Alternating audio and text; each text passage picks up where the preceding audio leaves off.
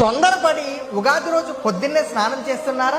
అయితే అది అరిష్టం. అదేంటి ఉగాది రోజు పొద్దున్నే స్నానం చేయకండి అంటున్నాను అనుకుంటున్నారా? ఈసారి ఉగాది ముందు రోజు అంటే 18వ తారీఖు అమావాస్య వస్తుంది. ఆ అమావాస్య గడియలు 19వ తారీఖు ఉదయం 6:52 వరకు ఉంటుంది. చాలా మంది పొద్దున్నే 4 గంటలకు 5 గంటలకు లేచి స్నానం ఆచరించి పూజ కార్యక్రమాలు మొదలు పెడతారు. అయితే ఈసారి అలా చేస్తే అమావాస్య స్నానం కింద లెక్క వస్తుంది. అందుకే పూజకి సంబంధించిన ఏ పని అయినా స్నానంతో సహా ఉదయం 6:55 తర్వాత మాత్రమే చేయండి.